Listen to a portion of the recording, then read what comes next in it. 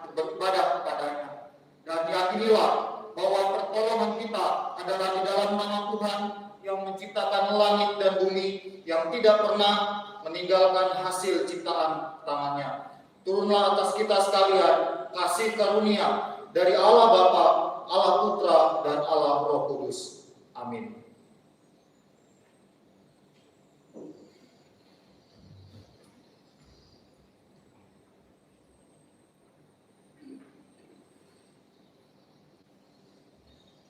Selamat pagi Bapak Ibu Saudara yang dikasihi oleh Tuhan. Kita bersyukur kepada Tuhan pada hari ini oleh karena kasih dan kebaikan-Nya, oleh karena anugerah-Nya yang senantiasa memelihara kehidupan kita. Di sepanjang minggu ini kita bisa lalui, kita bisa mengerjakan setiap pekerjaan kita, bahkan setiap pelayanan kita. Itu semua karena anugerah Tuhan. Bersyukur untuk hari ini boleh sungguh-sungguh datang kepada Tuhan. Dan biarlah kiranya hati kita tertuju kepada Tuhan, memuliakan nama Tuhan dan mendengarkan firman-Nya. Mari kita siapkan hati kita, kita menaikkan pujian penghormatan kita yang terambil dari KPPK nomor 8, Masyurkan Raja-Mu.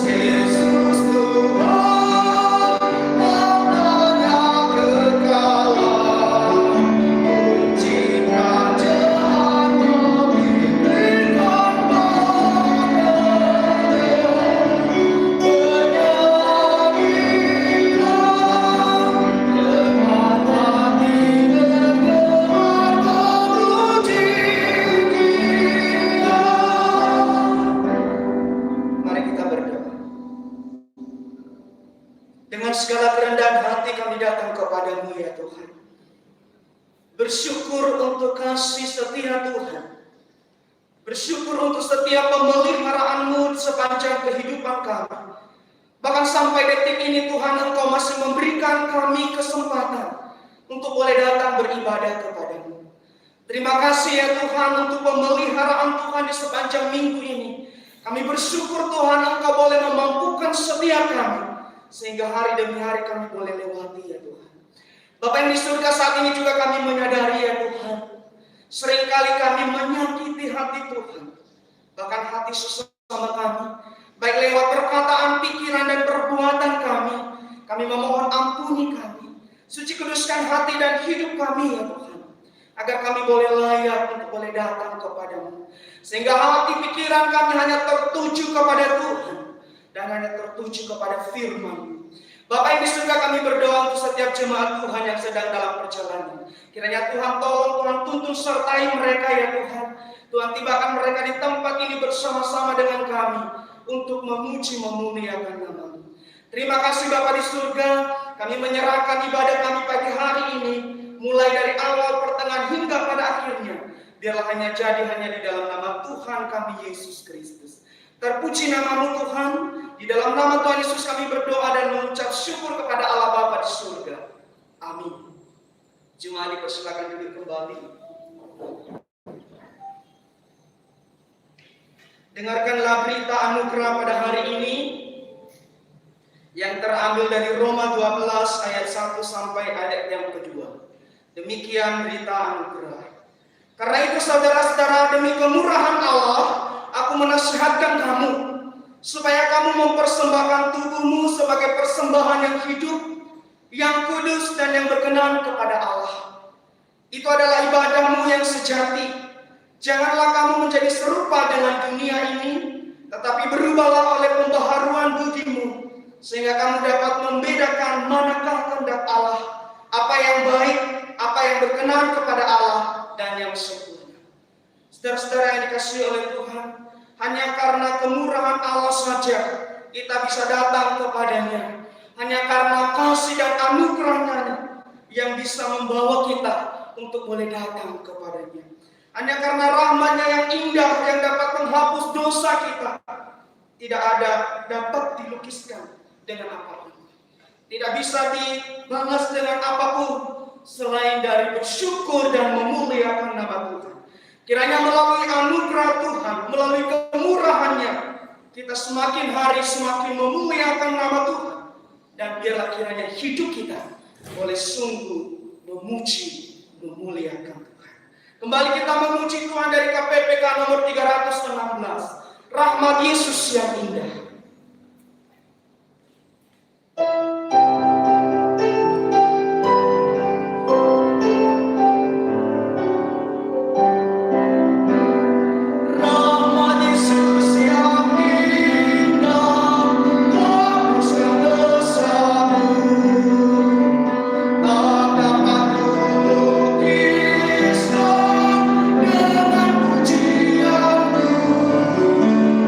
Dosa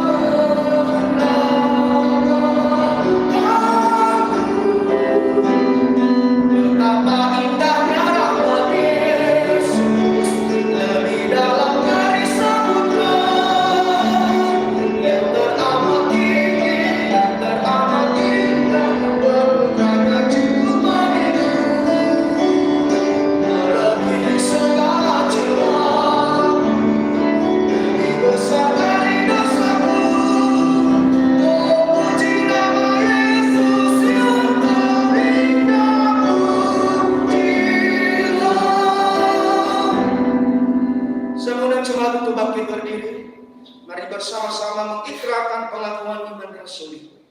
Pengakuan iman rasuli. Aku percaya kepada Allah, Bapa yang Maha Kuasa, Khalik langit dan bumi, dan kepada Yesus Kristus, anaknya yang tunggal Tuhan kita, yang dikandung dari Roh Kudus, lahir dari anak darah Maria, yang menderita sengsara di bawah pemerintahan Pontius Pilatus, disalibkan, mati dan dikuburkan, turun ke dalam kerajaan maut, pada hari yang ketiga, bangkit pula dari antara orang mati, naik ke surga, duduk di sebelah kanan Allah, Bapa yang Maha Kuasa. Dan dari sana ia akan datang untuk menghakimi orang yang hidup dan yang mati. Aku percaya kepada Roh Kudus, gereja yang kudus dan am, persekutuan orang kudus, pengampunan dosa, kebangkitan tubuh, dan hidup yang kekal. Amin. Jemaat dipersilakan duduk kembali. Bapak Ibu Saudara yang dikasihi oleh Tuhan, mari kita siapkan hati kita untuk mendengarkan firman Tuhan yang akan disampaikan oleh penginjil Orel. Untuk menyambut firman Tuhan, kembali kita memuji Tuhan dari KPP halaman 144, firman hidup.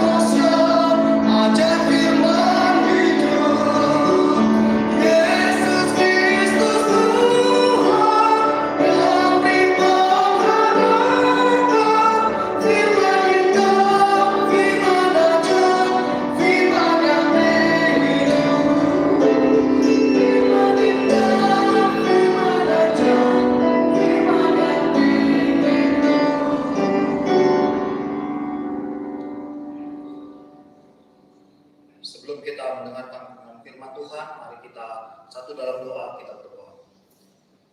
Bapa kami di surga, kami mengucap syukur pada kesempatan ini kami boleh hadir dan kami akan sama-sama mendengarkan kebenaran firman Tuhan.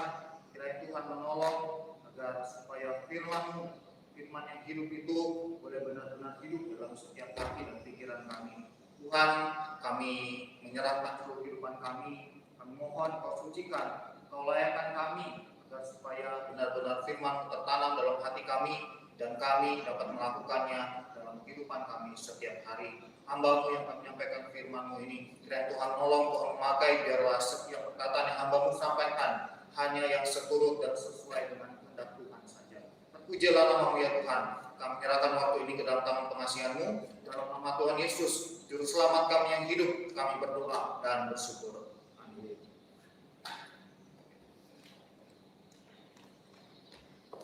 Selamat pagi Bapak Ibu yang dikasihi oleh Tuhan. Sekali lagi kita bersyukur kepada Tuhan kalau pada kesempatan ini, satu kesempatan yang indah lagi Tuhan boleh anugerahkan kepada kita untuk kita nikmati bersama, untuk kita bisa berkumpul bersama dengan saudara-saudara seiman kita pada saat ini. Bapak Ibu Saudara sekalian, kita bersyukur kalau kita juga boleh mengikuti ibadah di tempat ini. Ya, dimulai dari bulan April kita boleh bertatap muka kembali, dan kita bersyukur juga kalau kita bisa beribadah kepada Tuhan, bisa akan mendengarkan firman Tuhan. Mari saya mengajak kita membuka satu bagian firman Tuhan dalam Injil Matius. Injil Matius pasalnya yang ketiga, ayatnya yang pertama sampai ayatnya yang ke-12. Injil Matius pasal yang ketiga, ayat yang pertama sampai ayat yang ke-12. Saya mengajak kita semua untuk ikut berpartisipasi. Kita bergantian membacakan ayat demi ayat. Saya akan membacakan ayat yang ganjil dan Bapak Ibu Saudara sekalian membacakan ayat yang genap. Sekali lagi Injil Matius pasal 3 ayat 1 sampai ayat yang ke-12 kita baca secara bergantian. Lembaga Alkitab Indonesia memberikan judul Yohanes Pembaptis. Pada waktu itu tampillah Yohanes Pembaptis di padang gurun Yudea dan memberitakan, bertobatlah sebab kerajaan surga sudah dekat. sesungguhnya dialah yang dimaksudkan Nabi Yesaya ketika ia berkata, ada suara orang yang berseru-seru di padang gurun, persiapkanlah jalan untuk Tuhan, luruskanlah jalan baginya. Yohanes memakai jubah bulu unta dan ikat pinggang putih dan memakai belalang bermadu. Maka datanglah kepadanya penduduk dari Yerusalem, dari seluruh Yudea dan dari seluruh daerah sekitar Yordan. Lalu sambil mengaku dosanya, mereka dibaptis oleh Yohanes di sungai. Tetapi waktu itu ia melihat banyak orang Farisi dan orang Saduki datang untuk dibaptis. Berkatalah ia kepada mereka, hai kamu keturunan ular beludak, siapakah yang mengatakan kepada kamu bahwa kamu dapat melarikan diri dari murka yang akan datang? Jadi hasilkanlah buah yang sesuai dengan pertobatan. Dan janganlah mengira bahwa kamu dapat berkata dalam hatimu, Abraham adalah bapa kami, karena aku berkata kepadamu, Allah dapat menjadikan anak-anak bagi Abraham dari batu-batu ini. Apakah sudah tersedia simpan buah yang pasti ditebang dengan buah. Aku membaptis kamu dengan air sebagai tanda pertobatan, tetapi ia yang datang kemudian daripadaku lebih berkuasa daripadaku, dan aku tidak layak melepaskan kasutnya. Ia akan membaptiskan kamu dengan Roh Kudus dan dengan api. Alat penampi sudah di tangannya. Ia akan membersihkan tempat pengirikannya dan mengumpulkan gandumnya ke dalam lumbung. Tapi debu jerami itu akan dibakarnya dalam api yang tidak padam. Baiklah Bapak Ibu Saudara yang dikasihi oleh Tuhan, pada hari ini kita akan berfokus ya pada Matius pasal yang ketiga ayat yang kedua yang berkata, bertobatlah sebab kerajaan sorga sudah dekat. Bapak Ibu Saudara sekalian, kalau kita melihat gambar ini ya, biasanya kita melihat ada tulisan seperti ini ya, dilarang menyalakan api. Karena kalau menyalakan api di daerah tersebut bisa jadi seperti gambar yang ada di sampingnya, yaitu terjadi kebakaran.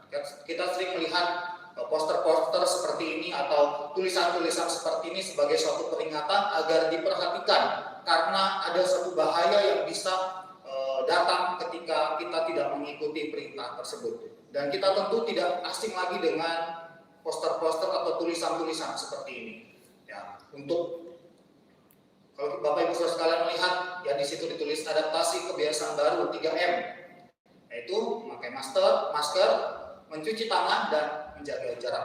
Ini sudah sering dan sudah banyak sekali kita temui, sudah banyak sekali kita dengar, diserukan, banyak sekali kita lihat di berbagai tempat-tempat umum ya Bapak Ibu sekalian. Dan kalau kita bertanya kenapa sih sampai hal ini perlu didengungkan, hal ini perlu disebarkan, hal ini perlu dipasang di setiap tempat-tempat yang ramai, Bapak Ibu sekalian, hal ini dilakukan karena ada satu bahaya yang mengintai. Ya, bahkan dalam beberapa kota-kota di Indonesia juga mereka melakukan PSBB atau pembatasan sosial berskala besar. Dan kita patut bersyukur Bapak Ibu sekalian kalau di Boni juga saat ini kasus COVID-19 sudah menurun. Bapak Ibu, kalau lihat poster seperti ini, ada di banyak tempat, ada di sebarkan, ada di peringatkan kepada kita semua, karena ada satu bahaya yang saya katakan tadi, yang bisa saja yang selalu mengintai kita dan bisa datang kapan saja.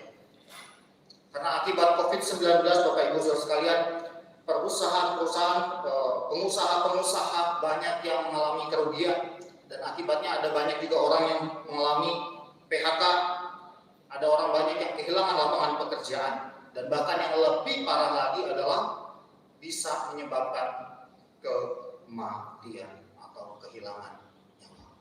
Oleh sebab itu, kalimat-kalimat seperti ini, peringatan-peringatan seperti ini menjadi begitu penting untuk diperhatikan. Karena apa? Berhubungan atau menyangkut dengan nyawa. Kalau kita lemah sedikit, bisa jadi mungkin awalnya sakit dan bisa akhirnya berujung maut. Bapak Ibu Saudara sekalian, sama seperti halnya poster-poster dan peringatan-peringatan yang dipasang untuk mengingatkan masyarakat agar bisa mencegah yang namanya penularan COVID-19.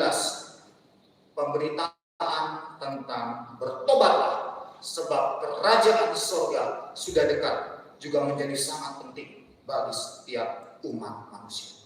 Siapapun itu, mau yang tua, mau yang muda, dari suku apapun itu, peringatan tentang hal ini menjadi penting. Dan kalau kita melihat Bapak Ibu Saudara sekalian, dari ayat yang tadi kita sudah baca, ini adalah sebuah berita yang disampaikan oleh Yohanes Pembaptis. Kita bisa melihatnya dalam Matius pasal 3 ayatnya yang pertama. Dan dalam perenungan pada pagi hari ini kita akan merenungkan beberapa hal. Yang pertama yaitu siapakah Yohanes Pembaptis itu? Kemudian apa berita yang disampaikannya? Bagaimana respon orang-orang terhadap berita tersebut? Dan bagaimana kita menyikapi berita dari firman Tuhan? Bapak Ibu Saudara sekalian, siapakah Yohanes Pembaptis? Mungkin kita semua sudah sering mendengar, sudah tahu ya bahwa kisah ini biasanya juga diberitakan ketika menyambut hari Natal. Tapi untuk mengingatkan kembali kepada kita semua, mari kita melihat siapa sih Yohanes Pembaptis itu. Kalau kita melihat di dalam Perjanjian Baru, di sana dicatat bahwa Yohanes Pembaptis adalah orang yang memperingatkan umat akan penghakiman Allah dan tentang kedatangan Mesias. Yohanes Pembaptis juga disebut sebagai nabi terakhir dari Perjanjian Lama yang ada di dalam Perjanjian Baru. Kemudian Yohanes Pembaptis adalah nabi yang dituliskan dan yang dinubuatkan di dalam kitab Yesaya pasal 40 ayat 3. Dan Yohanes Pembaptis dikatakan memiliki kuasa Elia. Bisa kita lihat dalam Lukas 1 ayat 17, Matius 17 ayat 11 dan 12. Kemudian dikatakan juga dalam ayat yang sudah kita baca tadi, pakaiannya jubah bulu unta dan ikat pinggang. Dan kalau kita melihat dalam Perjanjian Lama, pakaian bulu unta dan ikat pinggang ini adalah pakaian yang dikenakan oleh Nabi Elia.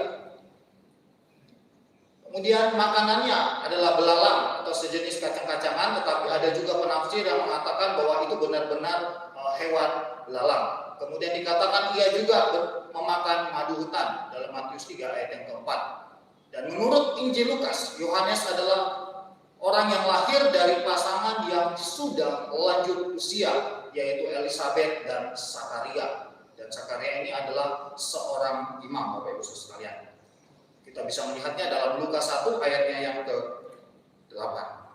Kemudian Yohanes Pembaptis juga dicatat dalam Lukas 1 ayat yang ke-17 sebagai orang yang istimewa karena mengemban tugas khusus, yaitu mempersiapkan jalan bagi Mesias. Kemudian dikatakan ia tidak minum anggur dan tidak minum minuman keras, dan ia dipenuhi dengan Roh Kudus dalam Lukas 1 ayat yang ke-15. Kemudian ia bersaksi tentang terang, tetapi ia mengaku bahwa ia bukan terang itu. Ia bersaksi bagi kebenaran dan ia mengetahui bahwa ia pun bukan kebenaran itu sendiri, melainkan Kristus. Ia juga bersaksi bagi Mesias, tetapi ia mengakui bahwa ia bukan Mesias. Ia adalah orang yang rendah hati. Dan Yesus Kristus sendiri mengatakan bahwa dari semua orang yang lahir dari perempuan tidak ada yang lebih tinggi, lebih besar daripada Yohanes Pembaptis. Bapak Ibu Saudara sekalian, itulah sekilas tentang Yohanes Pembaptis. Dan lalu apakah tugas dari Yohanes Pembaptis? Bapak Ibu Saudara sekalian, tadi kalau kita melihat di sana dikatakan bahwa Yohanes Pembaptis dianggap sebagai nabi. Maka kita harus tahu bahwa tugas nabi adalah menyampaikan apa yang menjadi suara Tuhan kepada umatnya. Dan untuk lebih jelas, untuk melengkapi apa yang tertulis dalam Matius 3, kita bisa melihatnya juga dalam Lukas pasal 3 ayat yang kedua. Di sana dikatakan, pada waktu Hanas dan Kayafas menjadi imam besar, datanglah firman Tuhan kepada Yohanes, anak Zakaria di padang gurun. Tuhan berbicara kepada Yohanes pada waktu itu. Lalu apakah yang disampaikan oleh Yohanes Pembaptis kepada umat Tuhan? Yang disampaikan kepada umat Tuhan adalah seperti tema kita pada pagi hari ini, yaitu bertobatlah sebab kerajaan sorga sudah dekat. Dan inilah sebuah berita yang sangat penting, yang sebenarnya bukan hanya ditujukan kepada umat Tuhan, tetapi kepada seluruh umat manusia. Kepada seluruh umat manusia dikatakan bertobatlah sebab kerajaan sorga sudah dekat. Dan hari ini saya akan membahas bagian ini dalam 2 poin besar. Dan yang pertama adalah apa yang dimaksud dengan bertobatlah. Bertobatlah diambil dari kata tobat, yaitu dalam bahasa Yunani metanoeo atau metanoia. Meta yang berarti berubah dan nous yang artinya pikiran. Jadi bertobat adalah perubahan pikiran. Jadi bertobat adalah perubahan pikiran. Dan kalau dalam perjanjian lama baru ada 2 hal yang perlu kita perhatikan tentang pertobatan. Ada 2 hal yang dicatat dalam perjanjian baru tentang pertobatan. Yang pertama adalah satu tindakan datang, percaya dan beriman kepada Yesus. Dalam perjanjian baru dicatat bahwa bertobat itu adalah suatu tindakan datang, percaya dan beriman kepada Tuhan Yesus. Dalam Kisah Para Rasul, dalam Kisah Para Rasul pasal yang kedua ayat yang ke-38, di sana dikatakan, Petrus berkata kepada mereka, bertobatlah dan hendaklah kamu masing-masing memberi dirimu dibaptis dalam nama Yesus Kristus untuk pengampunan dosamu, maka kamu akan menerima karunia Roh Kudus. Kemudian dalam Kisah Para Rasul 3 ayat 19 di sana dikatakan, karena itu sadarlah dan bertobatlah supaya dosamu dihapuskan. Kisah Para Rasul 26 ayat 18 mengatakan, ketika mereka mendengar hal itu, mereka menjadi tenang lalu memuliakan Allah, katanya. Jadi kepada bangsa-bangsa lain juga Allah mengaruniakan pertobatan yang memimpin kepada hidup. Dan hidup yang dimaksud di sini adalah kepada kehidupan yang kekal. Jadi tindakan datang kepada Yesus, percaya dan beriman kepada Tuhan Yesus sebagai Tuhan dan Juru Selamat, membawa kepada pengampunan dosa dan membawa kita memperoleh keselamatan menuju kepada kehidupan yang kekal. Bapak Ibu Saudara sekalian, pertobatan adalah sebuah perubahan pikiran dan juga perilaku. Bapak Ibu Saudara sekalian, jadi jika kita hanya berbuat baik, tetapi kita tidak datang kepada Tuhan Yesus, tidak percaya dan tidak beriman kepada Tuhan Yesus, itu berarti kita belum bertobat dan belum diselamatkan. Apakah di dunia ini ada banyak orang baik? Apakah di dunia ini ada banyak orang saleh? Banyak orang saleh, banyak orang baik di dunia ini.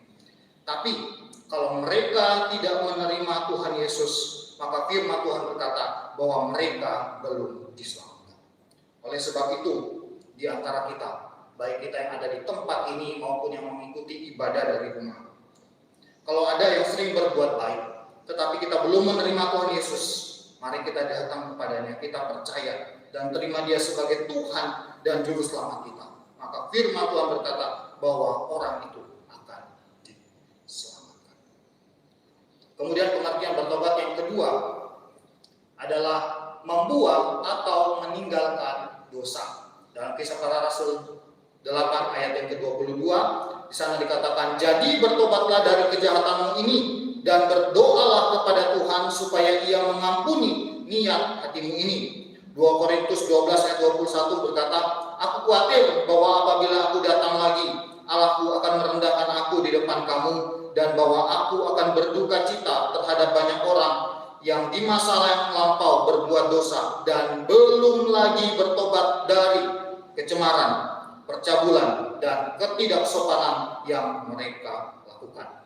Wahyu 2 ayat 21 mengatakan, "Dan aku telah memberikan dia waktu untuk bertobat, tetapi ia tidak mau bertobat dari zinanya." Jadi Bapak Ibu Saudara sekalian, bertobat itu berarti meninggal suatu tindakan, meninggalkan atau membuang perbuatan yang jahat, kecemaran, percabulan, dan perbuatan lainnya atau keinginan daging yang tidak sesuai dengan firman Tuhan. Maka kalau kita melihat Bapak Ibu Saudara sekalian, pertobatan yang pertama adalah pertobatan yang hanya dilakukan satu kali seumur hidup, yaitu ketika kita menerima Tuhan Yesus sebagai Tuhan dan Juru Selamat kita. Dan pertobatan yang kedua, yaitu membuang atau meninggalkan dosa, adalah suatu hal yang harus kita lakukan setiap hari. Ketika malam kita akan istirahat, kita datang kepada Tuhan, kita mengevaluasi diri kita, dosa apa yang sudah kita lakukan.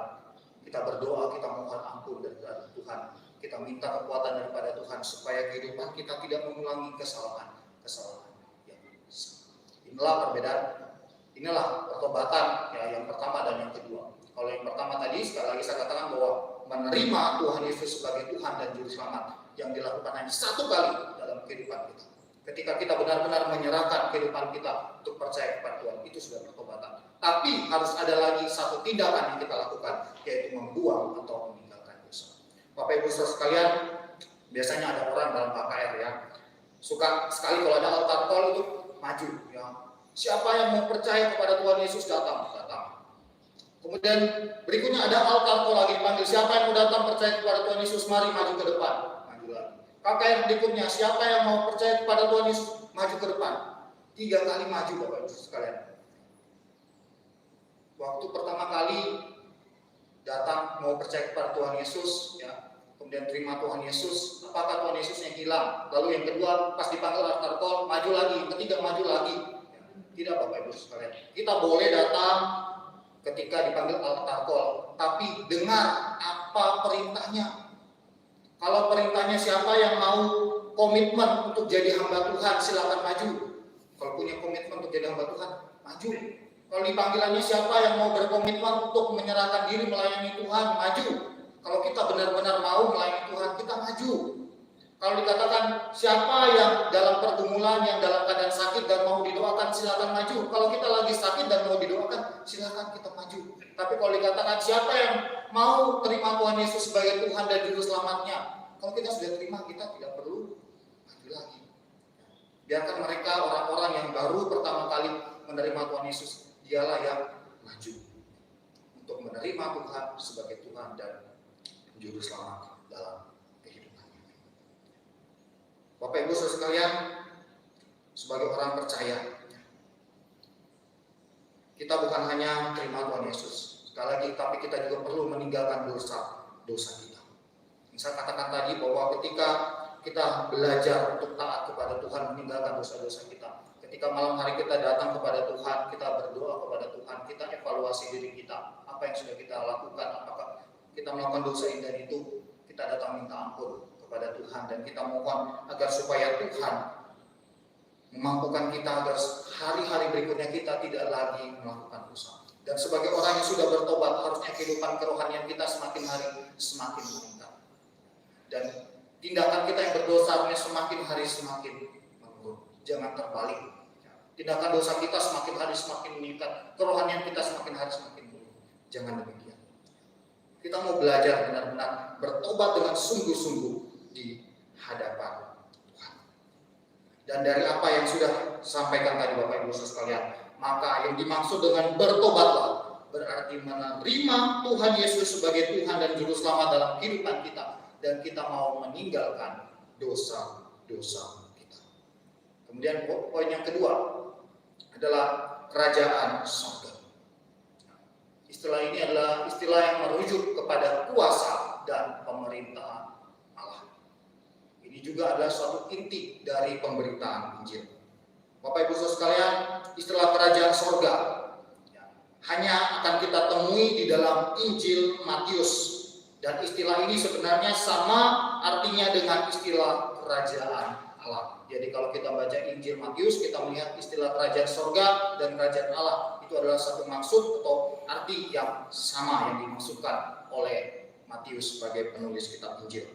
Istilah kerajaan surga juga tidak akan kita temukan dalam bagian lain, ya, karena istilah ini merujuk kepada kuasa dan pemerintahan Allah. Kemudian Matius menuliskan kitabnya bagi orang-orang yang mengenal perjanjian lama dan bagi orang-orang Yahudi.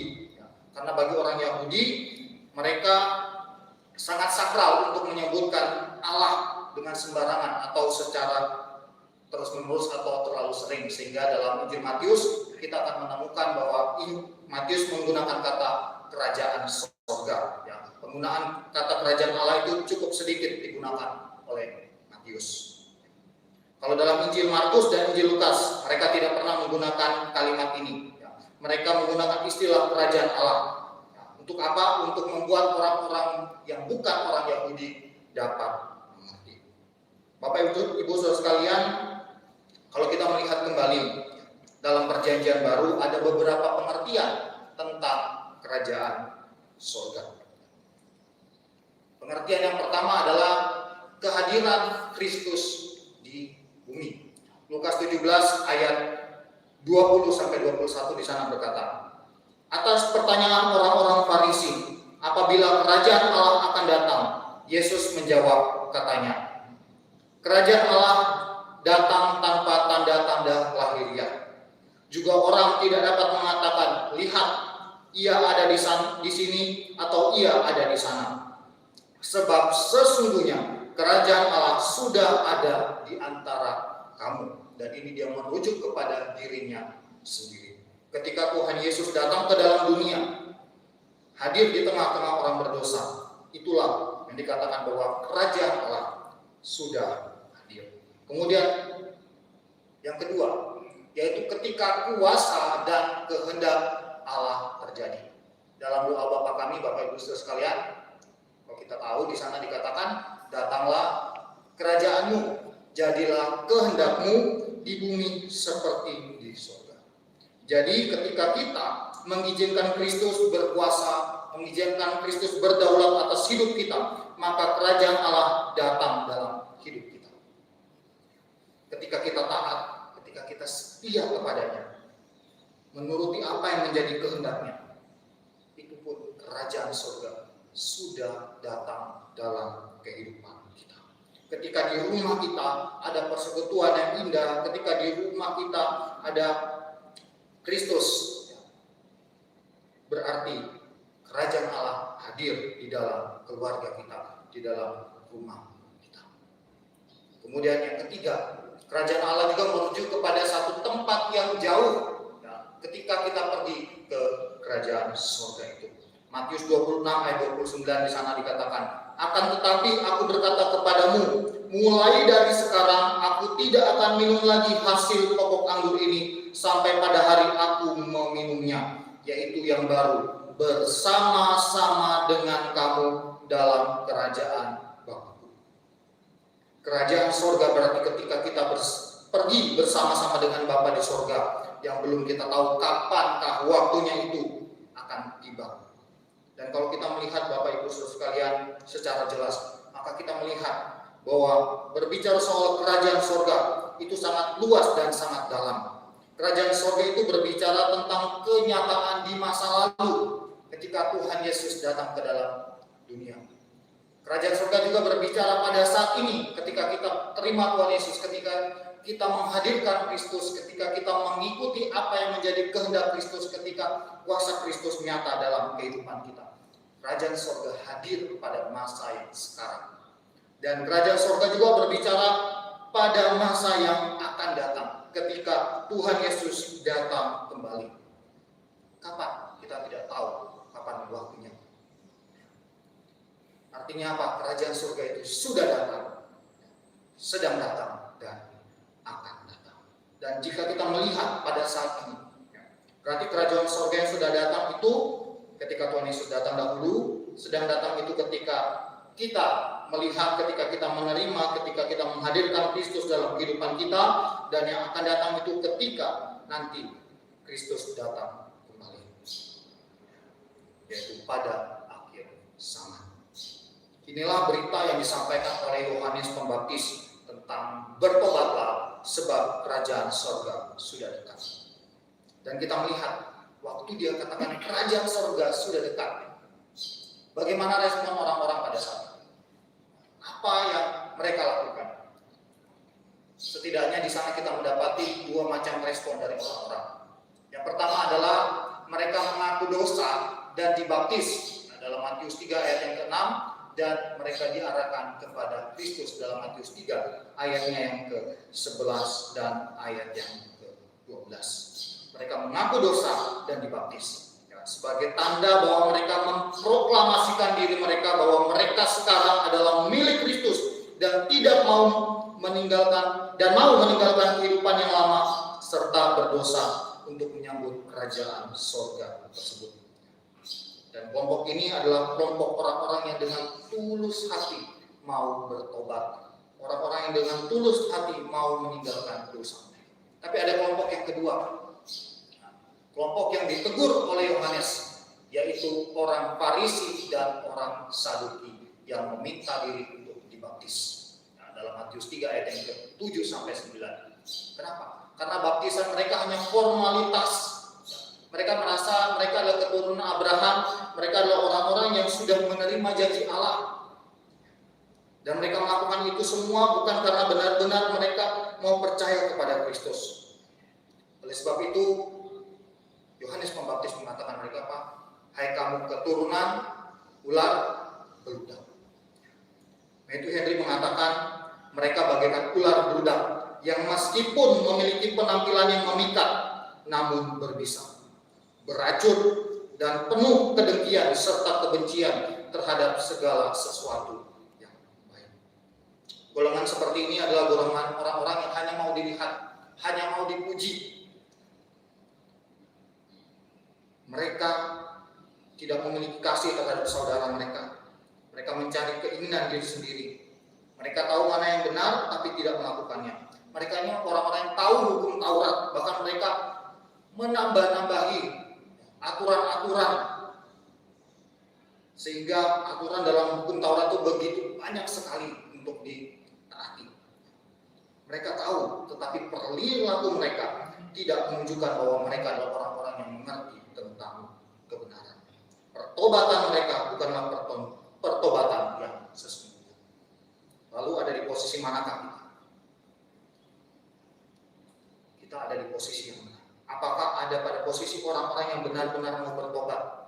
Ataukah kita hanya orang-orang yang seperti orang-orang Farisi, hanya formalitas saja, sudah tahu yang benar tapi tidak melakukannya? Kita mungkin sudah mengerti, paham benar tentang iman Kristen, tahu tentang pengakuan iman rasuli, bahkan hafal mati.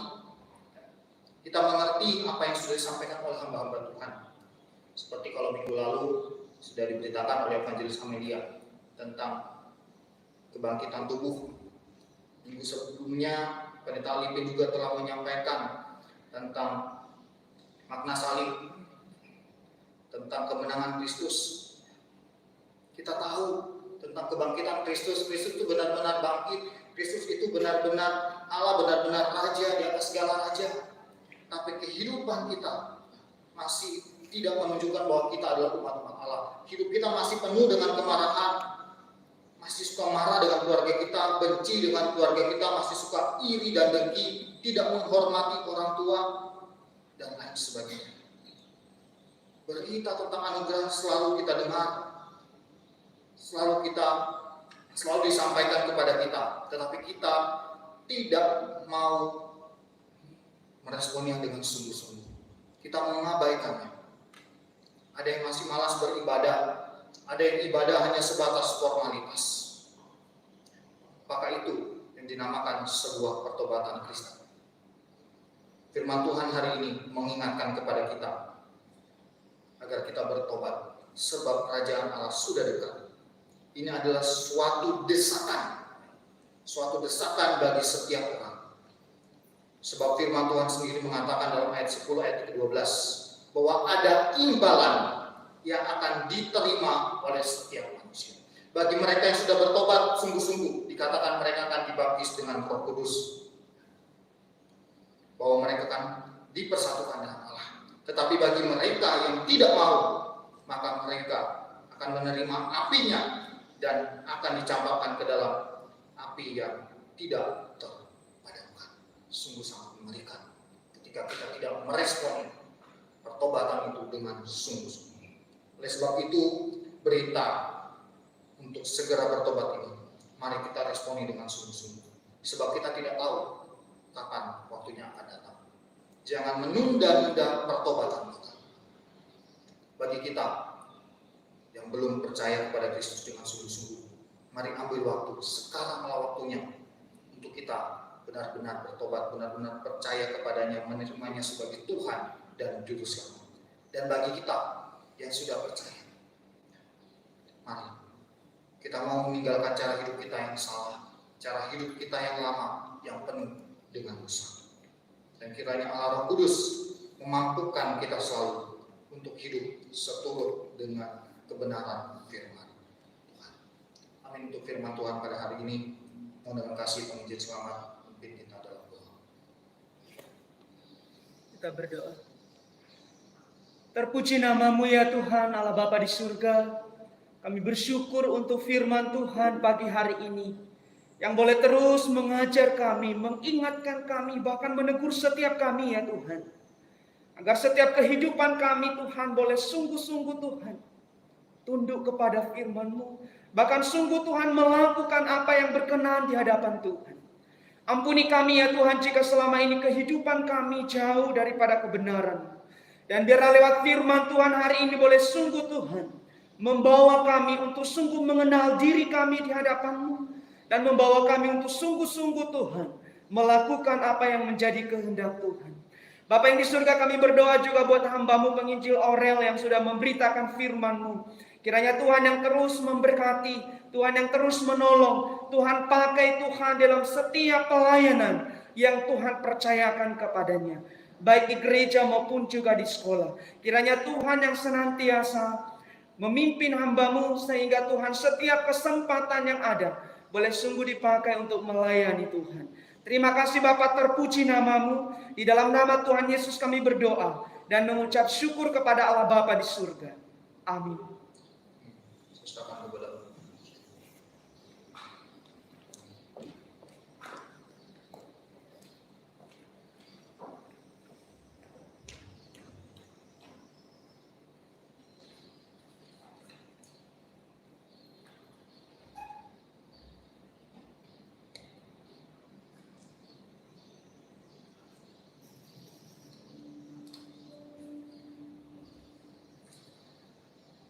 Puji Tuhan untuk kebenaran firman Tuhan pagi hari ini, yang boleh sungguh mengajar kita, mengingatkan kita akan setiap kehidupan kita sebagai orang yang percaya kepada Kristus. Bapak Ibu Saudara yang dikasihi oleh Tuhan, diberikan kesempatan bagi kita untuk berbagian dalam pelayanan pekerjaan Tuhan melalui persembahan. Bagi jemaat yang memberikan persembahan, telah tersedia kantong persembahan di belakang. Begitupun dengan kalau jemaat mengembalikan amplop perpuluhan, telah tersedia kotak di belakang. Dan bagi jemaat yang sedang ibadah online, dapat memberikan persembahan melalui transfer ke rekening gereja atau membawanya kepada bendahara gereja. Sambil memberikan persembahan, kita menaikkan pujian dari KPPK nomor 350, Pakai Hidupku Ini.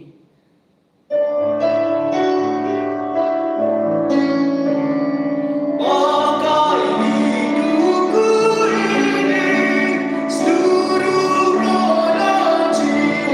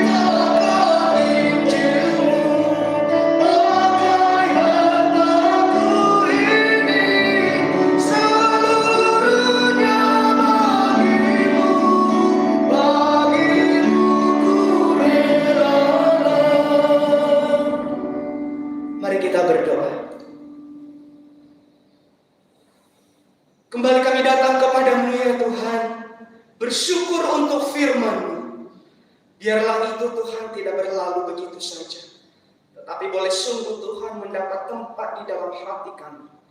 Ajar terus kami ya Tuhan untuk sungguh percaya kepadamu dan sungguh hidup ya Tuhan berdasarkan kehendak Tuhan. Bapa yang di surga, pada saat ini juga ya Tuhan kami berdoa untuk setiap jemaat Tuhan di dalam setiap pertumbuhan iman kerohanian mereka. Kiranya Tuhan menolong setiap jemaat-Mu. Tuhan anugerahkan hati yang selalu rindu akan firman Tuhan, rindu akan persekutuan dengan Tuhan, sehingga setiap kesempatan yang ada Tuhan, mereka tidak sia-siakan, tetapi mereka boleh pakai untuk sungguh Tuhan memuliakan Tuhan dan boleh terus belajar akan setiap kehendak Tuhan. Bapa yang di surga, pada saat ini kami juga berdoa ya Tuhan untuk setiap jemaat-Mu yang sedang dalam keadaan sakit. Tuhan, kami memohon belas kasihan-Mu, kiranya Tuhan yang menolong setiap mereka. Tuhan, kiranya Engkau beranugerah memberikan pemulihan ya Tuhan. Engkau berkati setiap obat, makanan, dan minuman yang mereka konsumsi. Jadikanlah Allah di dalam tangan Tuhan untuk pemulihan kesehatan mereka. Begitupun Tuhan, kami berdoa juga untuk jemaat Tuhan yang sedang lanjut usia. Kiranya Tuhan juga yang memelihara setiap mereka. Tuhan anugerahkan terus mereka sukacita ya Tuhan. Sekalipun ya Tuhan kelemahan fisik mereka semakin menurun, tetapi iman kerohanian mereka semakin ya Tuhan bertumbuh di dalam Engkau. Hati mereka senantiasa tertuju kepada Tuhan dan kehidupan mereka sungguh mengandalkan Engkau. Bapa yang di surga, kami juga berdoa ya Tuhan untuk anak-anak kelas 6 yang akan menghadapi ujian akhir. Kiranya Tuhan juga yang memberkati setiap mereka. Tuhan tolong mereka di dalam persiapan mereka. Berkati juga setiap guru-guru yang akan membimbing, yang akan mengajar mereka. Sehingga dengan sukacita Tuhan, boleh terus ya Tuhan mempersiapkan anak-anak kelas 6 di dalam mengikuti ya Tuhan ujian akhir. Kami bersyukur juga Tuhan di minggu ini boleh terselesaikan juga untuk ujian SMP. Dan biarlah kiranya Tuhan juga menolong setiap guru-guru yang akan memeriksa setiap jawaban mereka.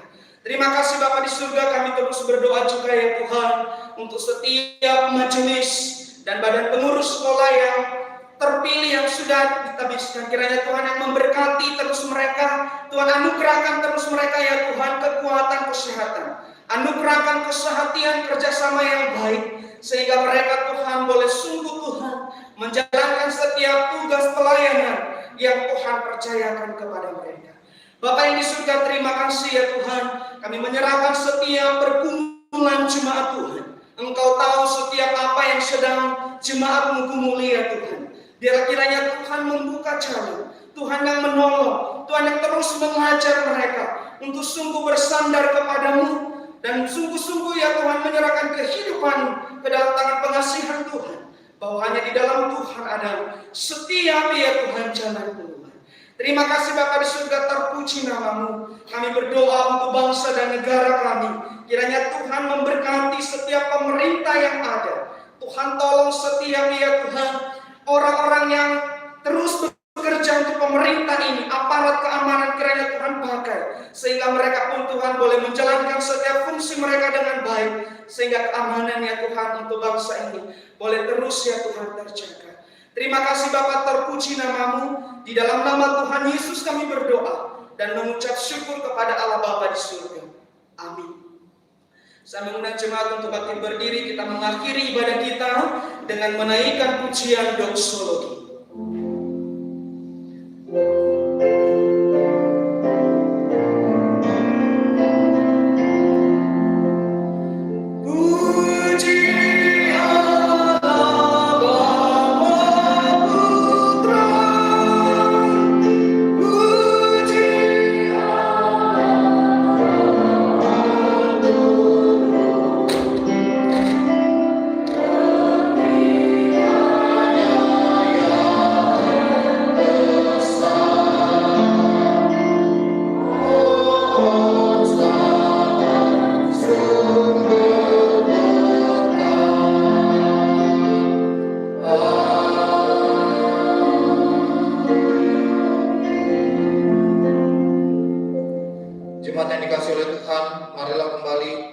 Kita kembali ke tempat kita masing-masing dan terimalah berkat-Nya. Tuhan memberkati kita dan melindungi kita. Tuhan menyinari kita dengan wajah-Nya dan memberi kita kasih karunia. Tuhan menghadapkan wajah-Nya kepada kita dan memberi kita damai sejahtera, mulai dari sekarang sampai selamanya. Amin.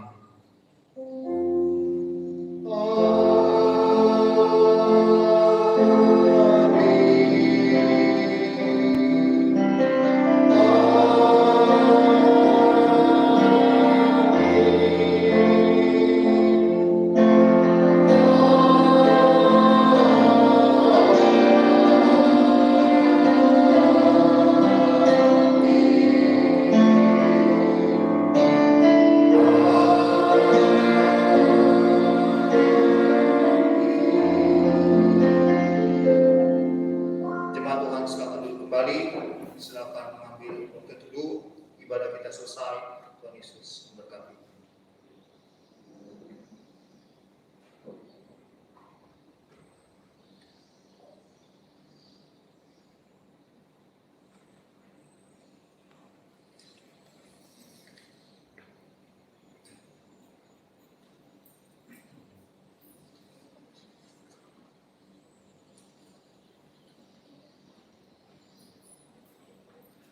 Baik, sebelum meninggalkan tempat ini, kita akan mendengarkan warta jemaat. Yang pertama, penjelasan yang akan ditambahkan di dalam tata gereja. Kemarin kami mengikuti rapat tahunan sinode, dan saya akan bacakan yang akan ditambahkan di dalam tata gereja. Berkenaan dengan kebaktian, peneguhan, dan pemberkatan nikah, pada prinsipnya bagi pasangan yang memenuhi ketentuan sebagaimana diatur dalam tata gereja, peneguhan dan pemberkatan nikahnya diarahkan untuk dilaksanakan di gedung gereja. Pengecualian dapat diberikan berdasarkan pertimbangan dan keputusan majelis jemaat karena alasan kesehatan, sosial, dan etika. Jika kebaktian, peneguhan, dan pemberkatan nikah dilaksanakan bukan di gedung gereja, maka tetap dipimpin oleh seorang rohaniawan atau pendeta, disaksikan oleh majelis jemaat dan anggota jemaat dalam pengertian di hadapan Tuhan dan jemaatnya. Tempat pelaksanaannya diputuskan atau ditata berdasarkan asas kepatuhan sebagai sebuah tempat untuk dilangsungkannya sebuah ibadah, bukan semata-mata untuk tujuan mendapatkan pemandangan indah, dan dilaksanakan mengikuti tata ibadah atau liturgi sesuai ketentuan yang berlaku. Jadi ini yang akan ditambahkan dalam tata gereja. Ini hasil kemarin kami rapat dengan sinode. Kedua, tidak mengadakan peneguhan nikah, pemberkatan nikah pada hari Minggu, karena hari Minggu kita khususkan untuk beribadah kepada Tuhan, mengingat dan menguduskan hari Sabat. Yang ketiga, melaporkan rencana peneguhan dan pemberkatan nikah 6 bulan sebelum hari pernikahan dengan mengisi formulir yang disiapkan sehingga dapat diatur untuk jadwal konseling pranikahnya. Ya, jadi ada juga yang siap-siap penginjil Orel dan penginjil Amel, berarti 6 bulan siap disampaikan ya. Keempat, merespon hasil rapat sidang tahunan Sinode Gereja Kristen Kalam Kudus Indonesia, maka disampaikan kepada seluruh jemaat yang mengambil bagian dalam pelayanan, baik sebagai pengkhotbah atau WL, liturgos, singer, pemain musik dalam kebaktian umum minggu, untuk memperhatikan penampilannya. Untuk wanita, yang pertama untuk wanita, rok ataupun dress harus panjangnya selutut, tidak boleh di atas lutut, dan tidak boleh pakai jeans. Tidak memakai baju kasual atau baju kaos. Kemudian tidak ketat dan seksi. Untuk pria, pakai kemeja lengan panjang dan dasi. Kalau dress code-nya batik, maka harus batik lengan panjang. Untuk singers dan pemain musik boleh lengan pendek dan tidak perlu pakai dasi. WL, singers, dan pemain musik tidak boleh pakai celana jeans, tapi harus celana kain. Jadi ini yang bagi pelayan boleh diperhatikan ini, supaya setiap apa yang disampaikan boleh sungguh-sungguh juga kita akan lakukan. Dalam ibadah persekutuan dan ibadah komisi, kita juga tetap harus memperhatikan penampilan kita dengan baik.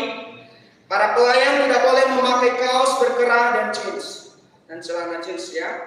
Para pelayan kebaktian umum dan ibadah persekutuan serta komisi diharapkan memakai sepatu ketika bertugas dalam pelayanan.